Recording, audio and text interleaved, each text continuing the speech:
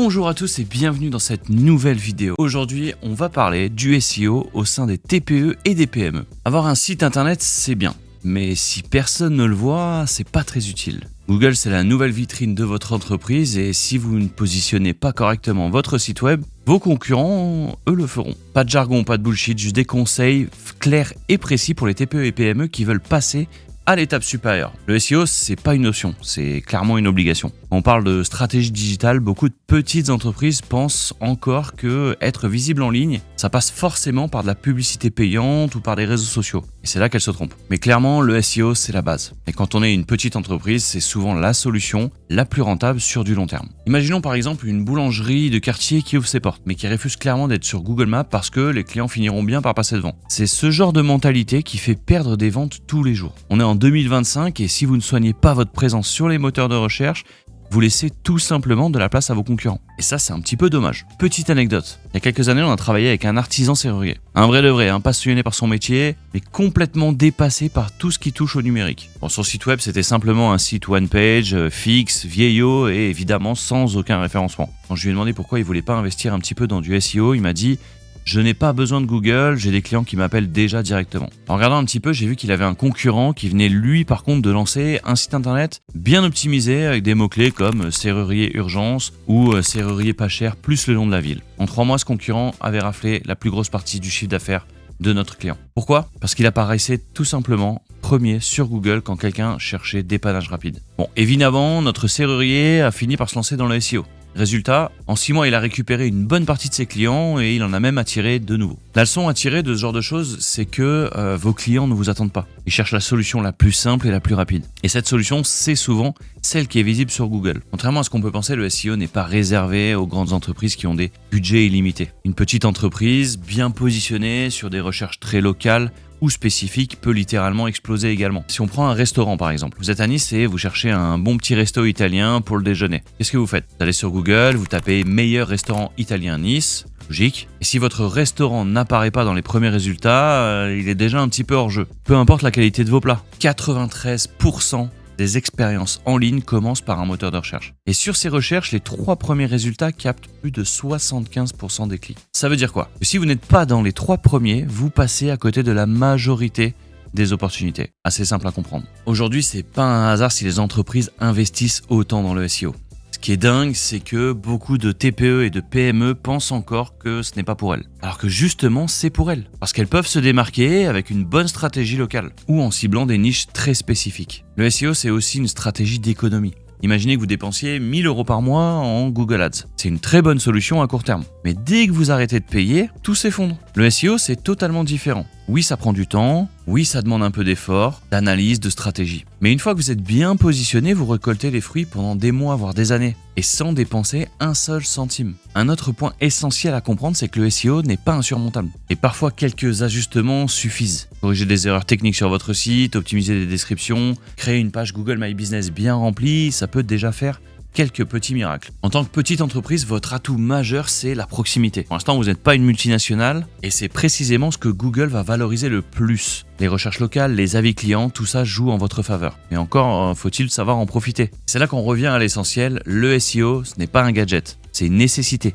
Pour une TPE ou une PME, c'est souvent ce qui va faire la différence entre stagner et croître. Avant de parler contenu, mots-clés, backlink, il faut comprendre une chose, c'est que votre site doit être techniquement très solide. Sinon, tout le travail effectué sera inefficace. Imaginez une maison qui est construite sur des fondations en carton, peu importe les murs, qu'ils soient bien peints, que la déco soit au top, la maison finira par s'écrouler. Le SEO, c'est pareil. Les bases techniques, c'est ce qui va permettre à Google de comprendre au mieux votre site internet et surtout de pouvoir le classer dans la bonne catégorie et de le montrer à vos futurs clients. Un site lent, c'est le meilleur moyen de faire fuir vos visiteurs. Et Google. Si une page met plus de 3 secondes à charger, 53% des utilisateurs mobiles la quittent. Et si les utilisateurs ne restent pas, Google interprète ça comme un mauvais signal qui déclassera automatiquement votre site. C'est aussi simple que ça. On va prendre un exemple concret. On a un commerçant local qui nous a demandé pourquoi son site, pourtant bien référencé il y a quelques mois, avait perdu en visibilité. En fouillant un petit peu, on a découvert que les pages mettaient jusqu'à 7 secondes à s'ouvrir sur mobile, à cause d'images beaucoup trop lourdes, d'un hébergement bas de gamme, un classique. Après avoir optimisé les images et changé pour un hébergeur un petit peu plus performant, le site a retrouvé son trafic en moins d'1 mois. Plus un site va être solide, plus il va être rapide à charger et plus vous envoyez un bon signal à Google. Un autre critère ultra important, c'est la compatibilité mobile. Aujourd'hui, on a plus de 60% des recherches qui sont effectuées sur un mobile. Et ça, Google le sait. Et il plaisante pas du tout avec ça. Si le site n'est pas responsive, c'est-à-dire qu'il ne s'adapte pas correctement à tous les écrans, que ce soit sur tablette, mobile, il sera pénalisé. Encore un point important, la sécurité. Et là, on va parler du HTTPS. Oui, c'est peut-être un peu brutal. Vous avez déjà sûrement vu ce petit cadenas à côté de l'URL dans la barre de navigation. On est en 2025 et utiliser le HTTPS, c'est une norme minimale. C'est pas seulement une question de sécurité, c'est aussi une question de confiance. Forcément, qui va entrer ses coordonnées bancaires ou même son email sur un site qui est considéré comme non sécurisé? Personne. Et surtout, ne pensez pas que ça concerne uniquement les sites e-commerce. Même un site vitrine peut perdre des visiteurs à cause de ce détail. Autre point super important, le balisage HTML. Il faut aider Google à comprendre. Google, c'est pas un humain. Il ne voit pas votre site comme vous, il analyse du code et ce code doit être bien structuré. Ils comprennent exactement de quoi on parle. C'est pour ça que les balises HTML, comme la balise titre, H1, H2, ou encore les balises alt pour les images, ça joue un rôle crucial. Votre site doit avoir une structure très claire, avec des catégories bien définies et des liens internes logiques. Si vos visiteurs doivent cliquer 10 fois pour trouver une information, ils abandonnent. Et Google ne les blâmera pas pour ça. C'est vous qu'il va blâmer. On prend un site e-commerce qui vend des vêtements, sans catégorie.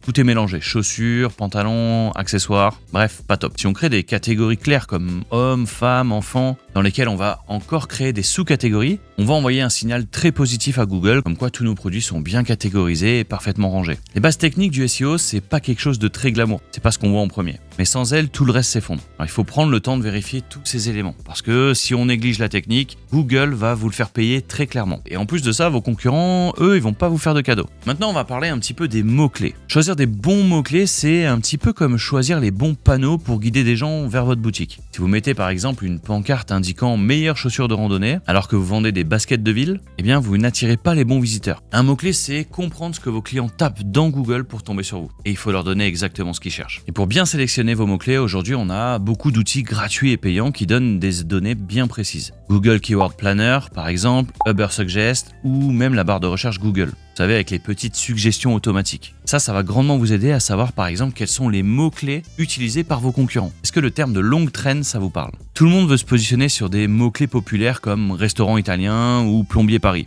Mais la réalité, c'est que ces mots-clés sont souvent saturés de concurrents. Une TPE a bien plus à gagner par exemple avec des mots-clés spécifiques qu'on appelle longue traîne. Exemple, un photographe qui est spécialisé dans les mariages peut cibler très facilement le mot-clé photographe, mariage, Provence en automne. C'est précis, il y a moins de concurrence et les visiteurs qui arrivent là-dessus sont ultra qualifiés. Pour une TPE ou une PME, cibler des mots-clés locaux, c'est souvent l'approche la plus efficace. Pourquoi? Parce que vos clients sont proches de vous, cherchent des solutions dans leur zone. Un garagiste à Lyon, par exemple, n'a aucun intérêt d'aller se positionner sur garagiste pas cher, mais plutôt sur garagiste pas cher Lyon. On retombe sur la longue traîne. Et cette précision va faire toute la différence. Un autre exemple, vous allez mieux comprendre. Un hôtel dans une petite ville touristique. On va prendre Grasse. Si cet hôtel optimise son site pour des mots-clés comme hôtel familial Grasse ou chambre avec vue dans les Alpes-Maritimes, il attire un public beaucoup plus ciblé que si, par exemple, il visait le mot-clé hôtel de luxe. Parfois, il vaut mieux viser des mots-clés qui sont peut-être, comme on disait, avec une longue traîne, avec moins de trafic, mais par contre qui soient ultra ciblés. De toute façon, le SEO, c'est des tests, des ajustements. Le choix des mots-clés n'est pas figé. En plus de ça, ce qui fonctionne aujourd'hui ne fonctionnera peut-être plus demain. Donc c'est important de toujours ajuster. Il faut tester et mesurer les résultats en permanence. Il y a un autre point qui est très important dans le SEO, c'est la création du contenu. Très souvent dans notre agence, quand on réalise des sites web, on a des clients qui nous disent « on s'occupe du contenu ». Le problème, c'est que le contenu, c'est pas simplement rédigé pour donner une information. L'information, il faut lui inclure des mots-clés pour essayer de faire en sorte que ce contenu soit à la fois informatif, mais surtout, il serve au SEO. Et le contenu, c'est justement le cœur du SEO. Ce qui fait la différence entre un site qui va attirer des visiteurs et un site qui, lui, va rester invisible. Mais attention, on ne parle pas d'écrire des pages juste pour remplir un site ou d'ajouter des mots-clés à la va-vite. On parle de créer du vrai contenu. Comprendre ce que vos clients veulent, répondre à leurs questions et surtout, les engager. Si votre contenu est utile, Google le remarquera et il le mettra en avant. Par contre, à l'inverse, si c'est de la soupe, il va l'ignorer complètement. Le secret d'un bon contenu, c'est de répondre à un besoin précis. Si vous avez par exemple un magasin de bricolage, ce qui va être intéressant, c'est de créer peut-être des guides. Comment choisir la meilleure perceuse? Comment installer un bac de douche? Comment repeindre correctement les murs de mon salon? Vous expliquez les différents types de perceuses, vous expliquez tous les avantages, la façon de faire, vous donnez même des exemples pratiques. Et ce contenu ne va pas être juste informatif, il va aider vos visiteurs à prendre une décision, ce qui va renforcer leur confiance en vous. En plus de rédiger du contenu de qualité, ce qui est important, c'est la régularité. Un site qui publie un article tous les 2 ans, n'intéresse pas Google. À l'inverse, un contenu régulier va montrer que votre site est vivant. L'idéal, c'est de mettre en place un planning. Un article par mois, c'est déjà un très bon début. On a travaillé une fois avec une école de langue. Le problème qu'ils avaient, c'est qu'ils avaient un blog mais qui était vide. Aucune mise à jour depuis 3 ans. Du coup, ce qu'on a fait, c'est qu'on a mis en place une stratégie très simple. Un article par mois, ciblant des questions fréquentes. En un an, le trafic organique a doublé. Pas besoin de publier tous les jours. Faut juste être constant. Ça paraît simple à comprendre, mais c'est vrai que c'est peut-être le plus difficile à mettre en place. Un autre point important, le storytelling. L'art de capter l'attention. Les gens adorent les histoires. Un contenu qui raconte une expérience, qui partage une anecdote, aura toujours plus d'impact qu'un texte un petit peu froid et un peu trop formel. Exemple tout bête, vous êtes coach sportif et au lieu d'écrire des articles sur les bienfaits du sport, racontez l'histoire d'un de vos clients qui a transformé sa vie grâce à vos séances. Ça rend votre contenu plus humain, plus crédible. Mais le contenu, ce n'est pas uniquement du texte. Vous pensez aux images, prévoir des vidéos, des infographies, même des podcasts. Ajouter une vidéo sur votre page de blog qui soit hébergée sur YouTube, ça, Google va adorer. On utilise les services de Google et ça, c'est un gros bonus pour vous. Dans le monde du SEO, l'autorité, c'est votre crédibilité. Pour Google, c'est un critère majeur. Alors si votre site est perçu comme fiable et pertinent, il sera très bien positionné. Sinon, il restera dans l'ombre. Mais attention, l'autorité, ça ne s'achète pas, malheureusement. Elle se construit étape par étape grâce à un élément clé, les backlinks. Alors qu'est-ce qu'un backlink ? C'est très simple, c'est un lien qu'on va retrouver sur un autre site vers votre site. C'est un petit peu comme une recommandation numérique. Prends l'exemple d'un magasin dans votre ville. Si tout le monde parle de lui en bien, forcément, il devient incontournable. Et les backlinks, c'est pareil. Quand un autre site met un lien vers le vôtre, c'est une recommandation. Et plus vous avez de recommandations de qualité, plus Google vous fait confiance. Parce que forcément, un backlink qui est sur un site qui est très visité et qui a une grande notoriété aura plus d'impact que sur un petit site. Il y a quelques années, le SEO, c'était un petit peu le Far West. Les entreprises achetaient des milliers de backlinks sur des sites un petit peu obscurs pour grimper dans les résultats de recherche. Mais aujourd'hui, évidemment, Google a évolué et il a affiné son algorithme. Et comme je vous l'expliquais, c'est pas le nombre de liens qui compte, mais la qualité. Un lien d'un site qui est reconnu dans votre secteur vaut 100 fois plus que des liens douteux sur des annuaires obscurs. Une autre chose très importante, ça va être les avis. Si vous êtes une entreprise locale, vos avis Google My Business vont jouer un rôle crucial dans votre autorité. Chaque avis positif, c'est un petit peu une preuve sociale que votre entreprise est fiable. Construire l'autorité de votre site, c'est un petit peu comme bâtir votre réputation dans le monde réel. Ça va demander du temps, de la constance et une stratégie bien pensée.